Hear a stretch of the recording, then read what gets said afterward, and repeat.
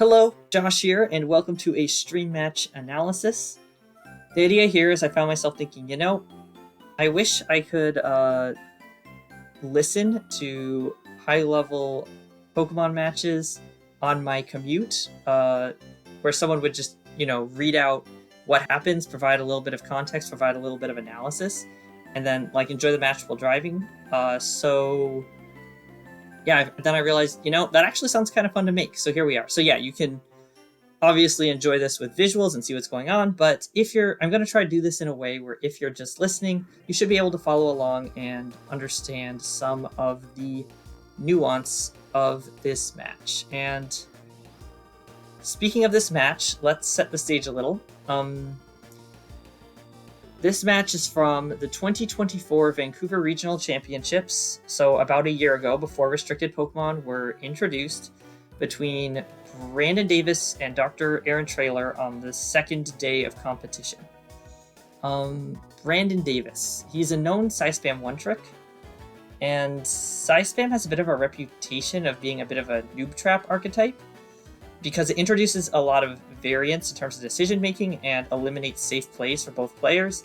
And players who are less experienced can often find that whether they know it or not, they're leveraging that variance in order to win games and punch a little bit above their weight class. And so they stick with it for a while. That is not what is going on here. Yes to the variance and such, but Brandon Davis is an extremely skilled and accomplished Psy-Spam player who's pioneered a lot of developments for the Psy-Spam archetype. He has multiple top 8 finishes at majors with Psy-Spam, and he's also one of my locals, so I get to face him and his Psy-Spam quite a bit, and it's always a pleasure. On the other side, we have Dr. Aaron Traylor. What's there to say? Aaron Traylor is one of the best to ever do it. I know he's a regional champion. I believe he won Dallas. I don't know which year. That was before ScarletViolet. That was before my time. But yeah, an extremely accomplished player, and he is running Tail Room, which is an archetype that tends to have a lot of tools to put yourselves in good positions to attack first and trade favorably. And a fun interaction between the Tail Room and the Psy-Spam archetypes is that the Tail Room archetype almost acts like a force multiplier on the matchup variance introduced by Psy-Spam, where since both teams have so many tools that can be strung together in so many ways, and if either of them gets into a really good position, they'll just rip the opposing team apart.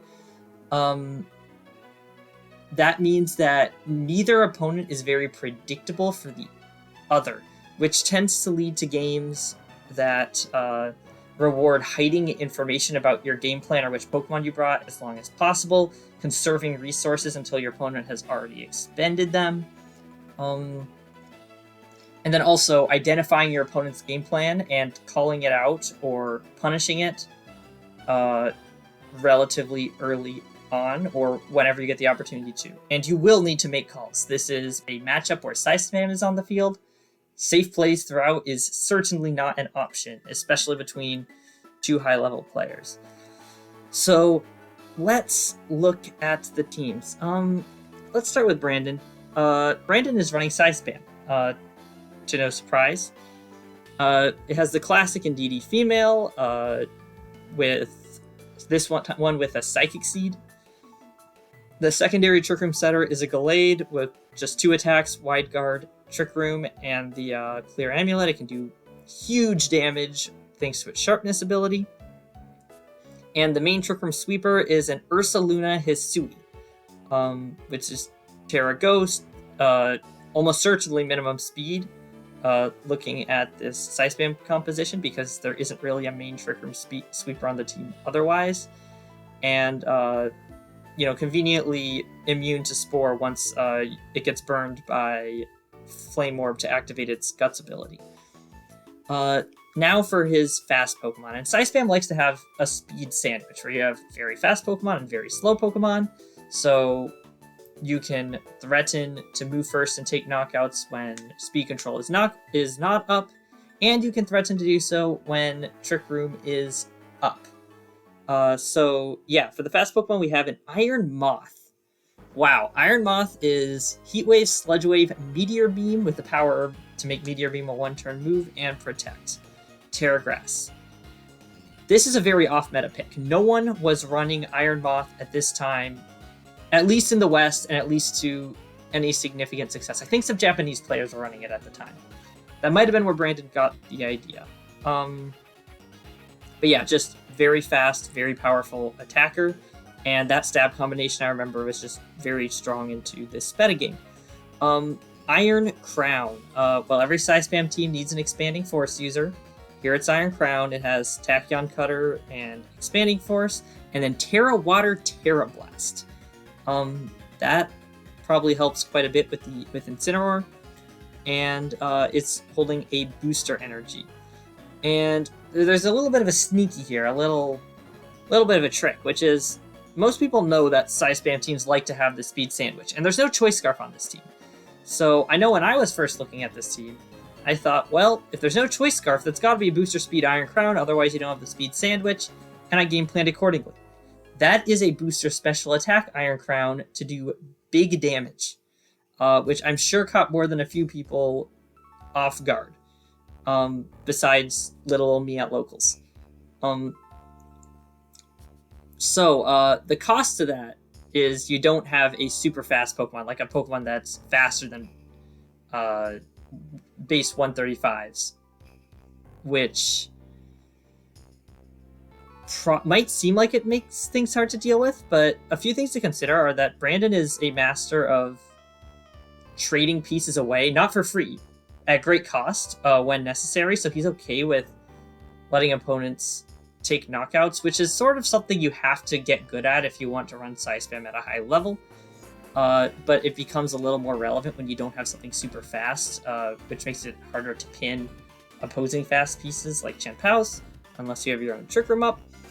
And then the other thing working in his favor is that he has a second redirector. He has both in DD Female, the strongest redirector of Psy Spam versus Ogerpon Wellspring, which is probably the strongest redirector of this format. It's fast, it hits hard, but it can also redirect, protect its allies, it's decently bulky. It's just so good, and it's also strong to Urshifu Rapid Strike, which unsurprisingly is dominating this format like every format it has been in this generation.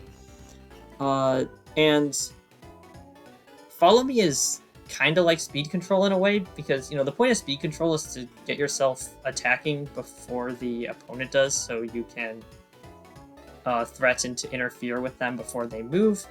And while Follow Me doesn't let your partner move first, it does stop a lot of Pokemon from attacking your partner before they attack, which is a very similar effect. So having double Follow Me also helps justify no super fast Pokemon. So yeah, Iron Moth, Ogerpon, Iron Crown, Gallade, Indeedee, Ursaluna. Now let's take a look at Dr. Aaron Traylor's team.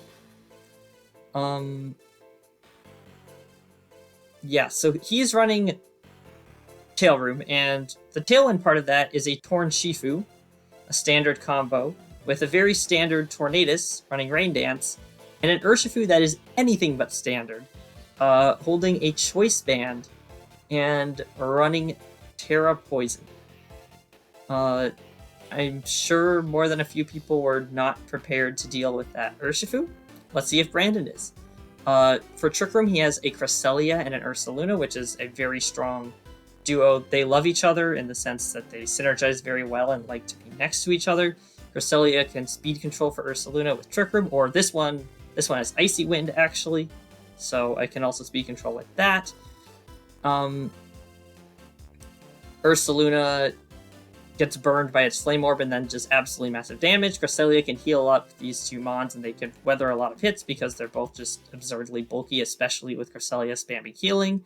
And Ursaluna can Earthquake next to Cresselia because Cresselia has a ground immunity thanks to Levitate. I do wonder if this Ursaluna has maybe a little bit of speed investment. Brandon's I am almost certain does not, because that's a team with a lot of... That's a Side Spam team. You really want to be able to sweep and Trick Room, and there isn't another option for a super slow Pokemon, so it has to be the Ursaluna. But here you have a Tornadus, you have an Icy Wind Cresselia. This might be a min speed Ursaluna, but I also wouldn't be surprised if it has a little bit, or maybe even a lot of speed in it invested into it. We'll have to see.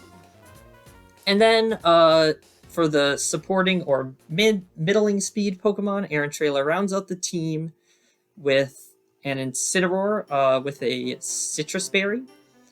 Citrus Berry Incineroars at the time. Citrus Berry Incineroars in general tend to be trained very bulky.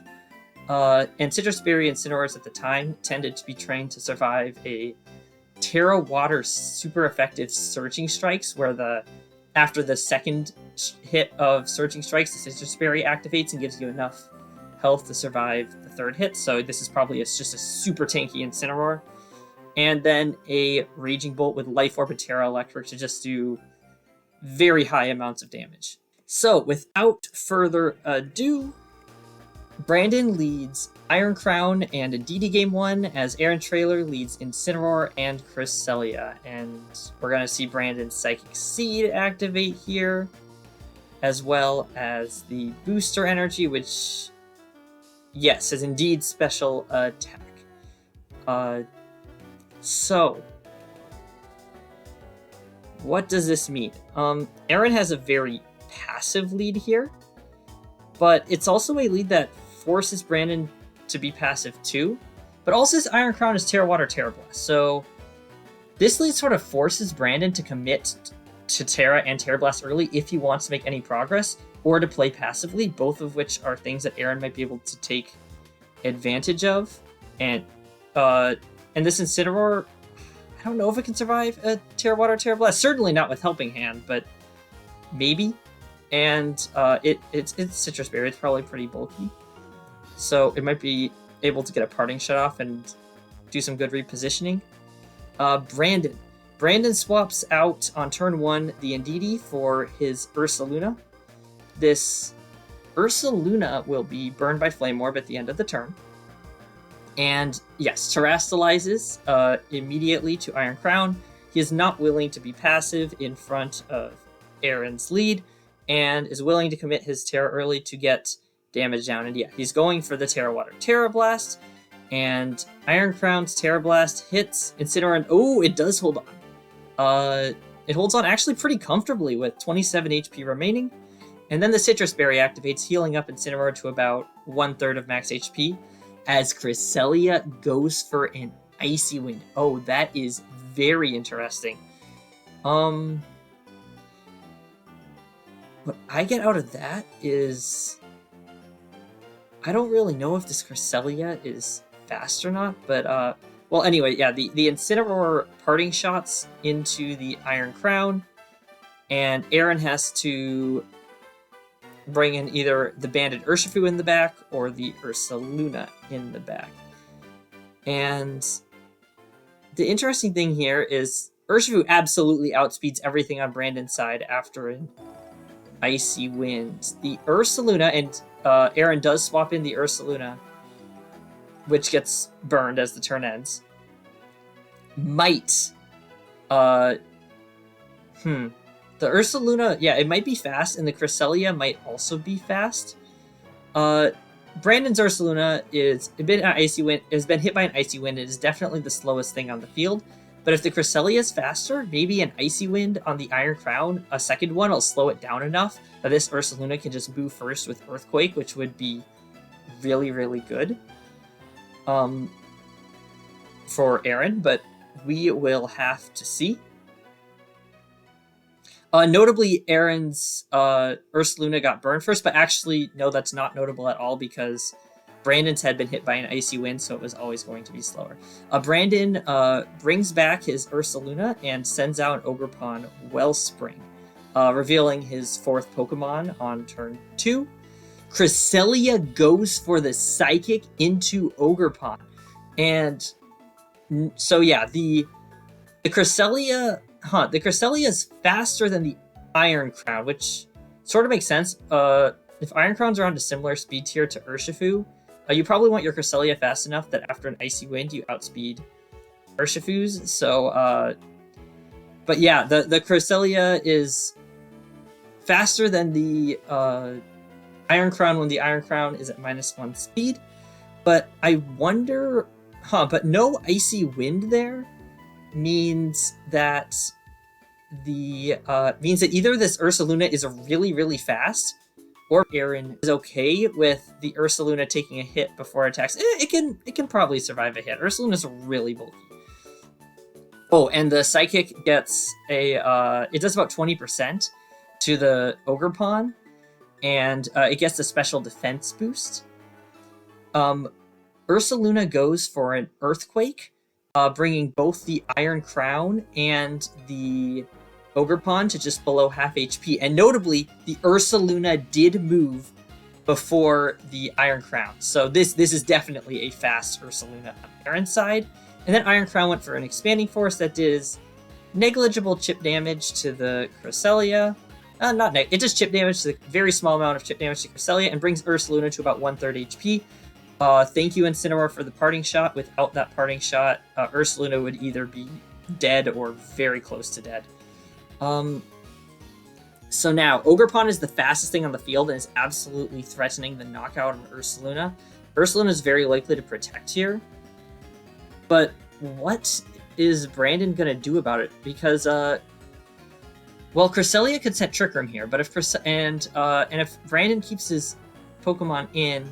But no, Cresselia never wants to go for Trick Room here because we saw that Ursaluna outspeeds Iron Crown. So it looks like Aaron is lining up for a Protect plus Lunar Blessing, and let's see how that hashes out. Brandon goes for a Spiky Shield on the Ogerpon. Fair enough, as Ursaluna protects. Cresselia, gets off the Lunar Blessing, providing some very valuable healing to the Ursaluna, bringing it to just above half HP and curing its burn, though it'll get the burn back at the end of the turn due to Flame Orb. Iron Crown goes for an Expanding Force, which is probably going to do chipped... Oh, that looks like it was a critical hit on the Cresselia, doing about 1/4 of Cresselia's HP, critting through the special attack drop. And now we're in a very interesting situation because this Ursaluna is faster than the Iron Crown. After just one Icy Wind, we saw that. But that means it's not as bulky as other Ursaluna, Aaron Traylor's Ursaluna. So the Ogerpon Wellspring can attack first and knock out the Ursaluna, and it's just protected, so it can't again. But with the healing, if it terastallizes, the Ursaluna can survive an Ivy Cudgel, probably, and then just attack and knock out the Iron Crown, which would put Aaron in a very dominant position. Unless the Ogerpon goes for Terra... No, the Ogerpon can't Terra because the Iron Crown already terastallized. That does seem like a pretty safe play. Aaron terastallizes the Ursaluna to not be weak to water. Ogerpon goes for Ivy Cudgel into the Ursaluna, and it knocks out. Ogerpon, with its boosted 1 in 8 critical hit chance, gets the critical hit, knocks out the Ursaluna. I see Aaron Traylor staring at the camera. That is quite unfortunate for Aaron. Cresselia Psychic comes out into the -1 special defense Ogerpon Wellspring and brings it down just a sliver of HP. Oh, this turn is not going well at all for Aaron. And then the Cresselia takes a Terra Water Terra Blast from the Iron Crown, bringing it to just below half HP. Wow, yeah. Aaron swaps his Incineroar in. The Urshifu is still unrevealed in the back. And now Aaron's in a very rough position. If that Earthquake had gone off, he'd be just fine. But that critical hit was so pivotal and happened at the absolute worst possible time for Aaron. Now the question is Brandon going to be able to capitalize on this advantage? And the answer is probably, but this match is not... this game is not over by any means if Brandon makes some sort of mistake. So Brandon starts the turn by swapping out the -1 speed Iron Crown back into his Ursaluna. Aaron swaps out the Incineroar that just came in back into Urshifu. Notably, that means that the Ogerpon is at -1 attack from the Intimidate. Ogerpon goes for an Ivy Cudgel into the Urshifu, doing almost no damage because it's a water type. Water resists water. And then the Cresselia goes for Psychic into the Ogerpon, and this time it gets the knockout because Ogerpon was on just a sliver of HP. Being able to reset the Icy Winds there for Brandon is very important, and he was able to do so because he had, such a Pokemon advantage. But yeah, Iron Crown's going to come in the back here and be very, very scary and the absolute fastest thing on the field, I believe. So, yeah, still not over, but Incineroar probably needs to get a bit cheeky, and this is definitely heavily in Brandon Davis's favor. Urshifu and Cresselia. I do not know if this Urshifu can knock out Indeedee with the Choice Band. I would think not, but I am not guaranteed of that. And let's see what Aaron goes for. Because, yeah, Indeedee goes for the Follow Me to protect Brandon's Ursaluna. Urshifu goes for the not the critical hit. Urshifu goes for the close combat into Indeedee, bringing it down to extremely low HP. Cresselia goes for the Icy Wind, knocking out the low HP Indeedee and doing good chip to Brandon's Ursaluna. And Brandon's Ursaluna goes for Facade, knocking out the banded Urshifu. Maybe that was going for a crit because, yeah, Aaron really needed the knockout, and a crit close combat there. Would that have helped? I mean, it would have allowed for a Psychic into the Ursaluna. Actually, that might have helped a lot, because if a Psychic had gone off into the Ursaluna in Psychic terrain, suddenly Cresselia might be able to knock out the Ursaluna and win the endgame, but no, because this Iron Crown is coming in, and you would need to fake out the Iron Crown to have any sort of chance, and Psychic terrain is still up. So, it definitely seems like the most pivotal turn of this game was where Aaron was actually in a really great position, but Ogerpon's crit just flipped everything on its head. And when you have just such a close, volatile matchup, a little bit of RNG like that can make all the difference, and it looks like it did here. Yeah, if there's a way for Aaron to come back from this, I do not see it. Brandon goes for the Terra Blast into Incineroar. That's a knockout, and I am certain we're going to see Ursaluna remove the Cresselia here. Yeah, Cresselia goes for Psychic into Iron Crown, misses the knockout, and Facade takes out the Cresselia. Game 1 goes to Brandon. Brandon's nodding contentedly, maybe jamming out to the music in his headset. Well, fair enough. After winning Game 1, he's maybe earned that. Game 2. Aaron, the funny thing here is, even though Brandon won, Aaron Traylor's game plan was good, and the vast majority of that time, that game plan probably works out. Like, VGC in a way is a game of putting the odds as in your favor as possible, and Aaron did a really good job of that here, where 7 out of 8 times he dodged the critical hit and put himself in just such an overwhelmingly dominant position by leveraging the super fast Ursaluna and Icy Wind. But 7 out of 8 is not 8 out of 8, and the one out. It looks like that game 1 was the 1 out of 8. So I think that was really well played by Aaron Traylor. He knew that the speed tiers would be a huge surprise, and he leveraged that very well. And then things just happened to not work out. The problem is he can't just go for that game plan again.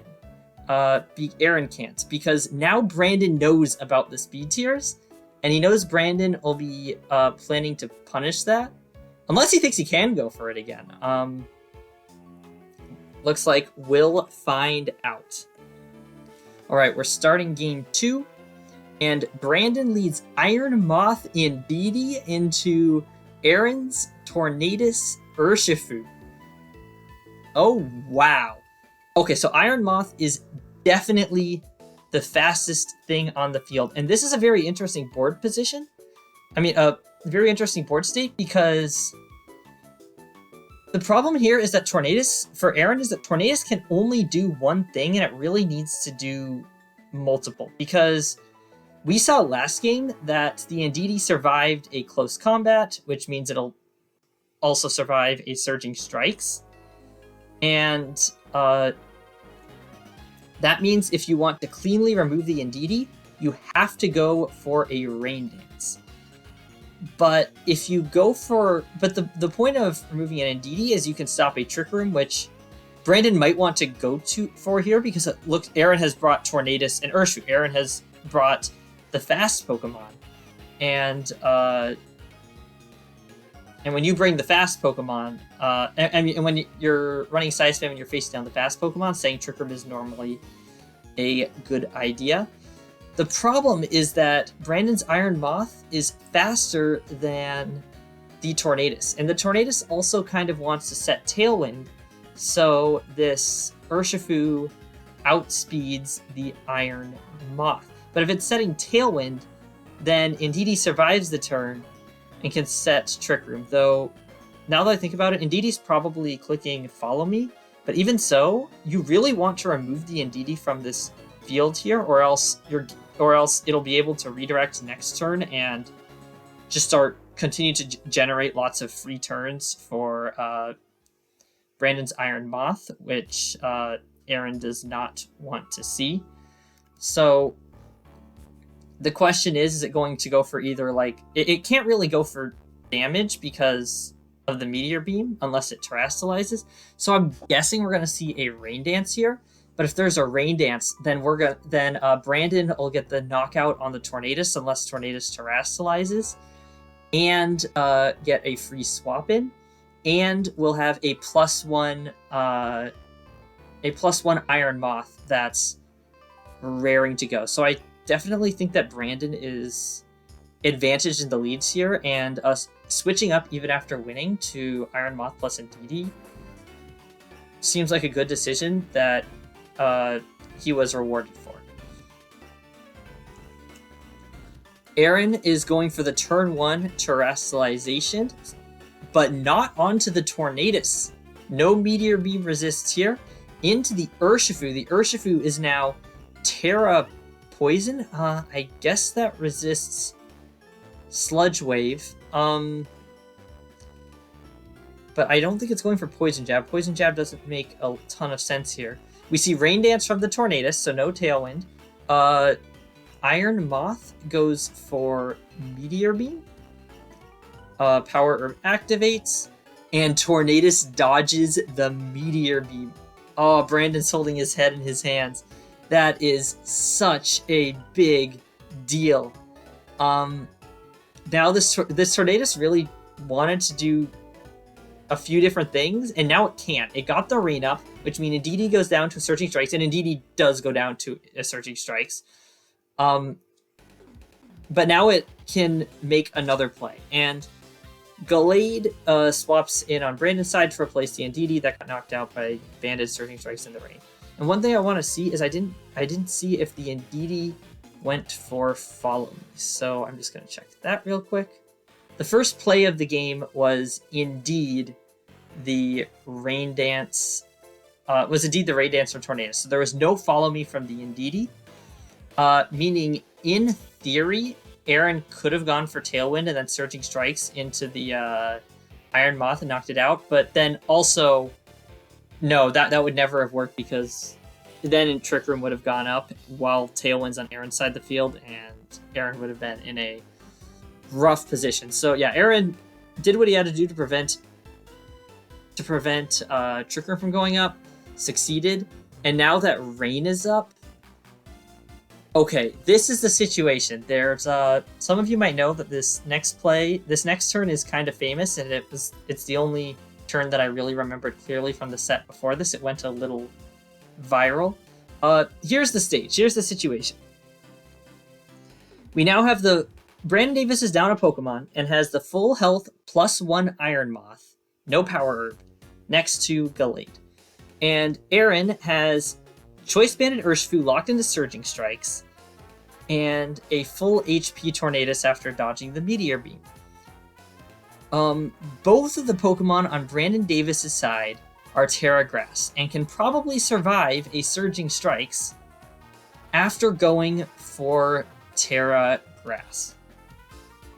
Gallade is definitely slower than Urshifu, and Iron Moth is definitely faster. So, what can Aaron do in this position? Aaron can either go for a Tailwind or a Bleakwind Storm. Neither side wants to be making passive plays right now, so I'm not expecting any switches. Actually, I take that back. Brandon could swap into Wellspring, catching a Surging Strikes. That's actually like a really important thing to consider.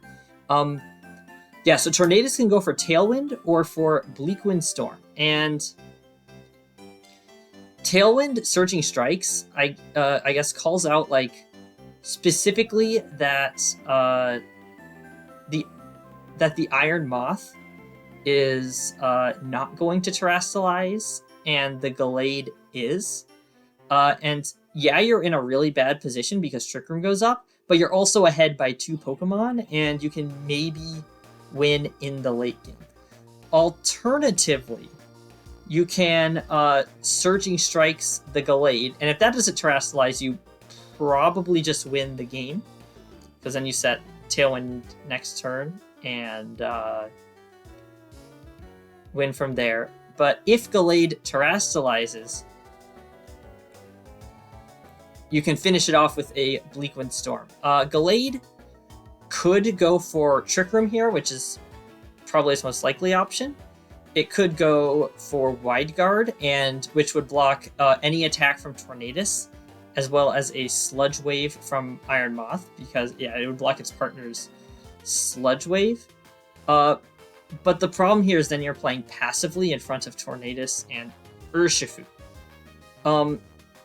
which opens up the other option for Brandon of swapping of Terra Grass with one Mon and swapping into Wellspring in the other slot. And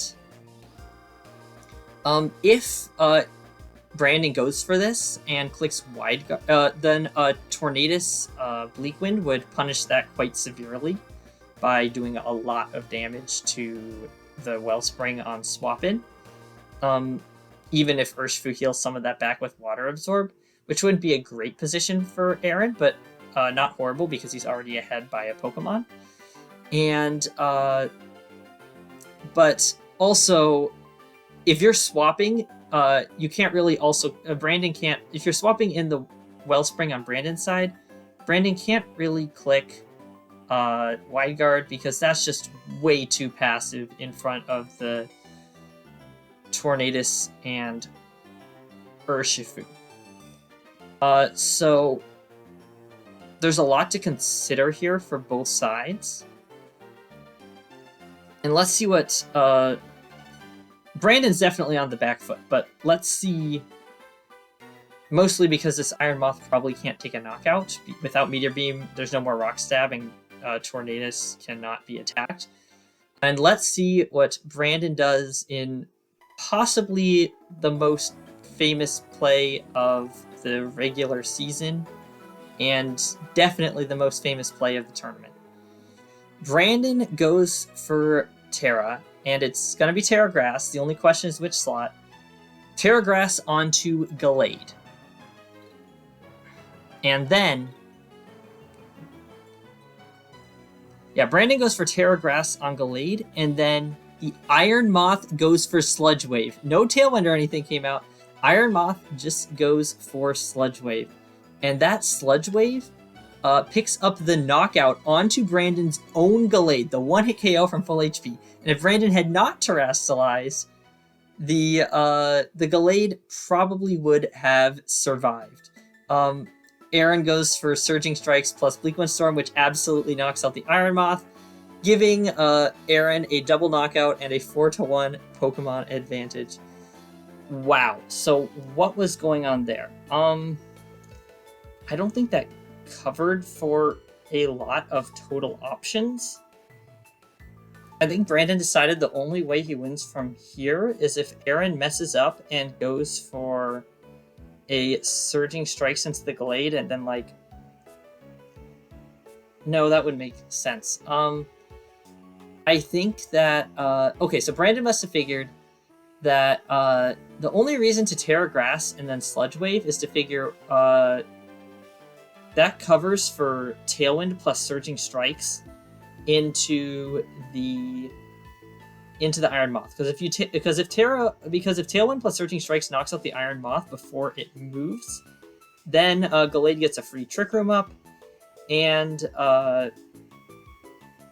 just wins the game. And the Terra Grass means Tailwind plus Surging Strikes into the Gallade also means Gallade gets Trick Room up and probably, maybe, wins the game.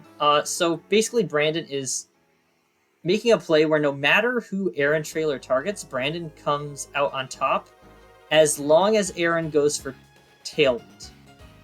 But Aaron doesn't go for Tailwind, and since Iron Moth can't really take a knockout here before Aaron's Pokemon move, there isn't actually a great reason to go for Tailwind, so either Brandon misevaluated the game state or decided that his only out here was Aaron messing up and not going for a Bleak Wind Storm, maybe fearing the Wide Guard, and stranger things than that have happened. Either way, yeah, the image of an Iron Moth going Terra Grass to immediately get knocked out by its partner's +1 Sludge Wave, that went viral for a bit, and it's still a funny concept to this day. And fun fact, they put Brandon on stream at this year's Vancouver, probably in reference to that, and he got double frozen on stream, so he's just got the crazy stream matches in Vancouver, it seems. Brandon sends out an Ursaluna and then immediately concedes the match, which makes a lot of sense from his current position. The score is now 1-1. It is now Aaron's turn to nod sagely after winning a game. Just a little fist pump. And we're now on to Game 3. And this Game 3 is very different from the past two games, because Game 2, Brandon could take risks because he was ahead by a game. But now he really can't play nearly as risky. And Game 1, Aaron had that huge edge of the unexpected speed tiers. He was leveraged to great effect. But now Brandon knows about that. So now all the cards are on the table. Neither of them can afford to make mistakes. Let's see how Game 3 plays out. Brandon leads Indeedee Iron Crown once again, and Aaron leads Incineroar plus Urshifu. Oh. It should come as absolutely no surprise that this is... okay, actually, at first glance, this is a very positive position for Brandon. And I think at second glance, it's definitely a positive position for Brandon, but only slightly. Expanding Force knocks out Urshifu, and Urshifu's Terastallization will not change that. I am reasonably certain that this Iron Crown is faster than Urshifu, as it would be very hard to win games otherwise. But I Actually, that might not be true, because actually, no, that's not true.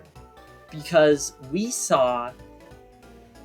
That might not be true, because we saw the Ursaluna outspeed the Iron Crown after one Icy Wind. Assuming that the Ursaluna is adamant, which might not be the case, but if we assume the Ursaluna is adamant, that means that this Iron Crown is modest. Because if the Iron Crown is timid, it would still be faster.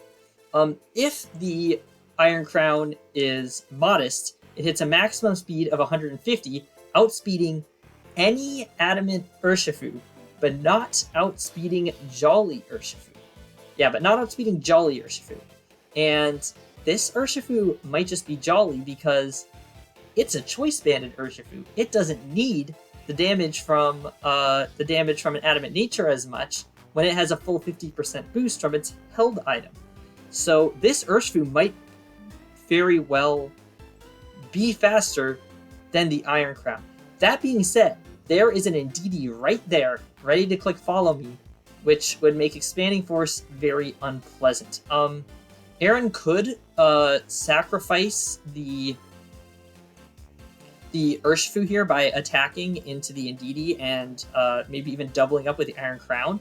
But considering that we know now that the Urshifu does not one-shot the Indeedee, that seems very expensive. I think if you're willing to sack the Urshifu here, it would have to be in exchange for at least the Indeedee. But if Aaron has Cresselia in the back, Aaron might be able to just pivot the Urshifu into Cresselia.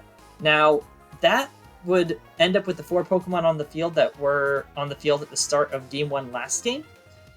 But with Cresselia having one less turn to act and click Psychic, which isn't a huge deal, but would put Brandon in a slightly better position than last game. And remember, last game was in Aaron's favor until the crit, so that would lead to an extremely close position.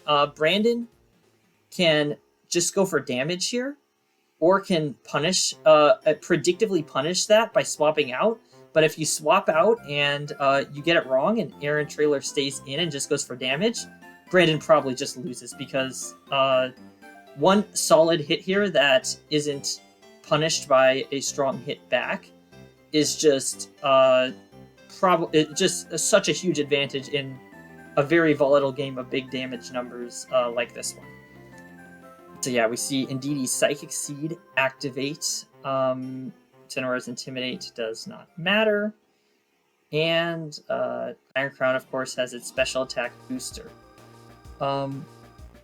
Whoa, there was a visual bug in game for a sec where it looked like Cresselia was holding the life orb and it rapidly changed to the safety goggles. But yeah, there's the Ursaluna and the Cresselia in the back, it looks like.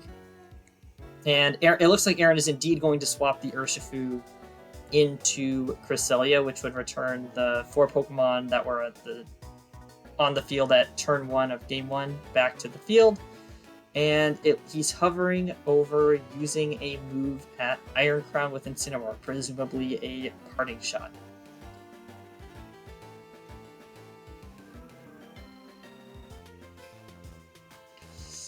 Aaron Traylor's Urshifu swaps out for the Cresselia. We now have the same 4 Pokemon on the field as were on the field turn 1 of Game 1. And Brandon goes for a Terastallization. There is no predictive switch to punish this. I mean, getting that wrong would lose the game, so I totally understand that. Brandon goes for the Terra Water on Iron Crown, again expending a lot of resources early, as Indeedee goes for the Helping Hand onto Iron Crown. Iron Crown goes for Terra Water Terra Blast, boosted by Booster Energy and Helping Hand into the Incineroar, and the Incineroar is cleanly wiped off the face of the earth. One hit KO. Oh, what a play from Brandon. So, what Brandon figures here is the Ursaluna's probably going to swap out, Yeah, so when I said that Brandon could have swapped to punish a switch to Cresselia, that's true, but Brandon realized he didn't even need to. He realized there was a better way. He could, Terra Water, Terra Blast with Helping Hand, and wipe the Incineroar off the face of the earth. If Incineroar does not Terrastalize, it gets knocked out, and if it does, well, then it can be hit by Psy Spam later on. So either way, Brandon makes some progress. He also probably figures that Aaron isn't really expecting the Helping Hand Terra Blast, the Helping Hand Terra Blast, because Helping Hand on Indeedee means no follow me, meaning no redirection for the potentially jolly Urshifu. But also with Terra Water, or even without Terra Water, Iron Crown is really bulky. I would expect it to live a Choice Banded neutral close combat from Urshifu. So Brandon figures is basically saying, look, if I make this play, this covers for everything. There is absolutely nothing you can do that will take a knockout except for a critical hit close combat. And I am going to blow your Incineroar off the face of the planet unless you call out this specific play and Terra Grass it. Even if you do that, I'm set up well for the end game with Psy Spam. So what a beautiful, beautiful evaluation of the board state by Brandon Davis, and he is justly rewarded for that. Aaron swaps in the Ursaluna in front of Iron Crown and Indeedee, and notably there was no parting shot this time on the Iron Crown, so Expanding Force is just going to do an overwhelming amount of damage if that's what Iron Crown goes for. But no, Iron Crown goes for a Protect. Ursaluna also goes for a Protect, not super surprising considering the threatening Expanding Force. Brandon's Indeedee goes for a Dazzling Gleam, which does negligible damage to Cresselia, and Aaron's Cresselia clicks Trick Room. We are now in the Twisted Dimensions as Ursaluna gets burned. So, since there were no Icy Winds, Aaron's Ursaluna next to the Cresselia is going to move first, and Brandon just protected Iron Crown, so he cannot protect again. And now they have to make a call, because Aaron can go for Facade or for Earthquake, and Facade into Iron Crown would take the knockout, which is very good. Of course, Indeedee can redirect it, but if Indeedee goes for the redirection, that's very bad, because if Indeedee redirects and you knock out Indeedee with a Facade, Brandon gets to bring in his own Ursaluna, which is slow, for free, and just start pumping out damage. But Aaron can cover for that by going for Facade and clicking Trick Room to reverse the Trick Room. So when Indeedee comes in when Ursaluna comes in on Brandon's side, it is slower than everything else in the field. But that means Iron Crown is now fast and can click Psy Spam, meaning Aaron would have to set Trick Room up again. So, in short, I think at least from my understanding of the board state, actually, no, I'm not sure if they both have to make calls. I think Brandon can just follow me and cover for everything, because the most Cresselia could do is, the most Ursaluna could do is click Earthquake and do good damage to both opponents while not getting any knockouts. Oh, but then if Cresselia reverses Trick Room with an Earthquake, then Urshifu might be able to come in and do damage. No, because the Indeedee could still redirect. Okay, and for that reason, Aaron goes for the Facade. Indeedee redirects with Follow Me, which is just a really solid play here. Indeedee is knocked out. Brandon Davis's Iron Crown goes for the Expanding Force, doing about 80% to the Ursaluna. and chip to the Cresselia, and Cresselia reverses Trick Room. Okay, so this was that. This was that second scenario I described, and what I said the issue is here is. Actually, I'm not sure if I said it, but the issue here is that now Brandon can bring out a Pokemon that isn't Ursaluna, because he gets to swap in after he sees if Aaron Traylor reverses the dimensions or not. And now that no Trick Room is up, Brandon brings in Gallade. However, we know this Ursaluna and Cresselia. We know that they're both very fast, and they probably both outspeed the Gallade. So this is fine for Aaron in the sense that the Gallade slot is pinned. But it's really not, because Iron Crown in turn is now the fastest thing on the field now that the Trick Room has been reversed. And Expanding Force will wipe Ursaluna off the face of the planet. And if Ursaluna goes for a Protect and Cresselia goes for another Trick Room, then Gallade becomes the slowest thing on the field. And another way to look at this board state and why Brandon is actually really far ahead here, I think, is that Cresselia can't take knockouts here, but whether or not, but if Ursaluna protects and Cresselia sets Trick Room, or if Trick Room does not go up, either way, Brandon Davis has a massive damage threat that becomes the fastest thing on the field. Oh, but Aaron does have an option. Aaron could protect the Ursaluna and go for an Icy Wind. And that would make everything on Aaron's side faster than everything on Brandon's side, and let the Ursaluna go for massive damage because this Ursaluna is so fast. Oh, that's a very cool play. If Brandon sees that, he could cover for it with a Wide Guard or his own Trick Room. I personally think his own Trick Room would make more sense because he can operate in and out of Trick Room, but he sort of doesn't want to waste a turn on Wide Guard. But let's see. Let's see. Oh, this is such a cool board state.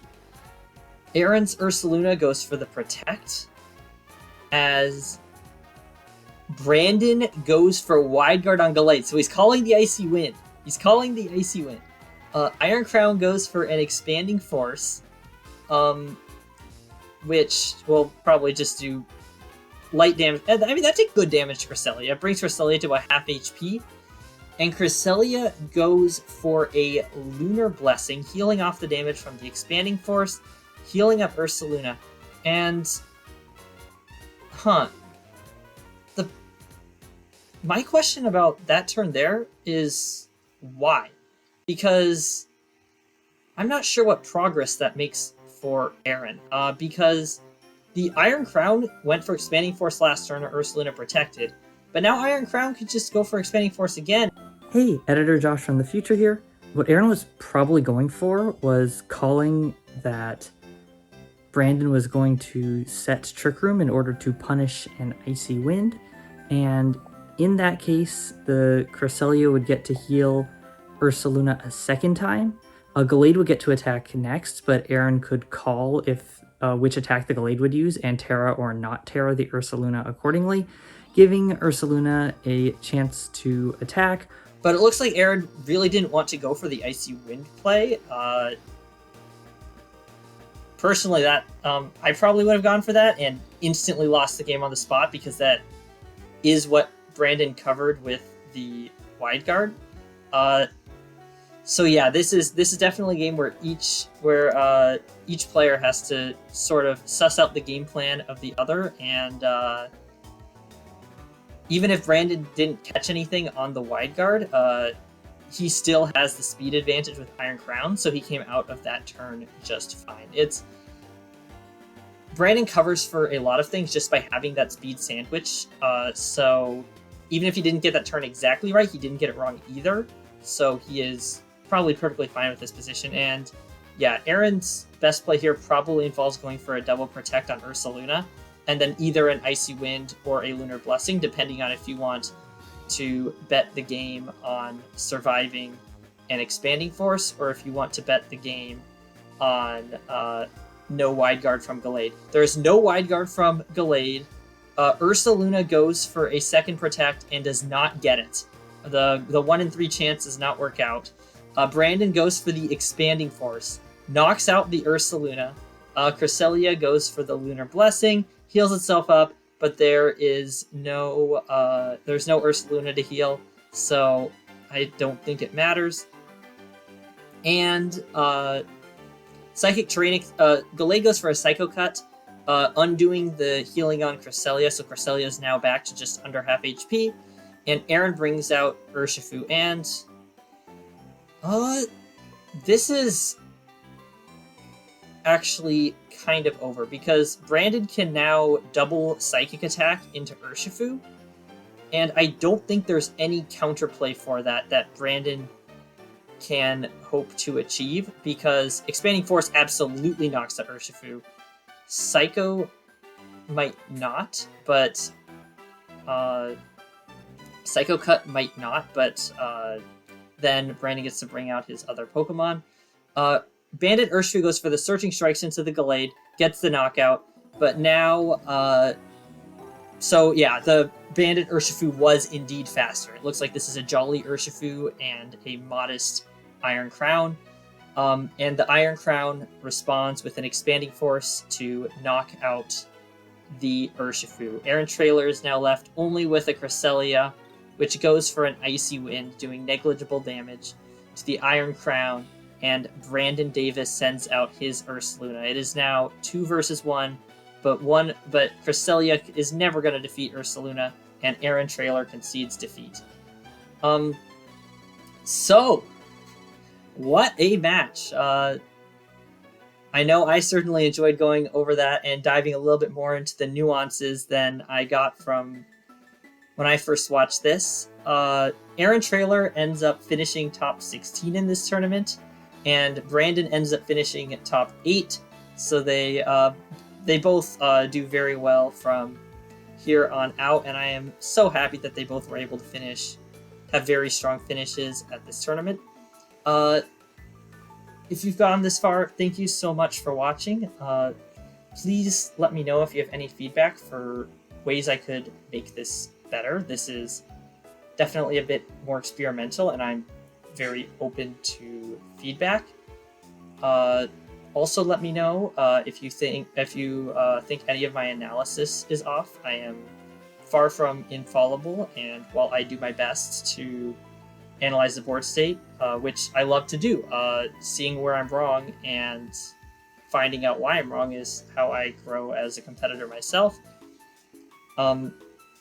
I would absolutely appreciate any deeper insight into things that I got incorrect or missed. Also, yeah, if this is something that you want more of, or if you have any specific matches you'd like evaluated, let me know. And yeah, that's all. Goodbye.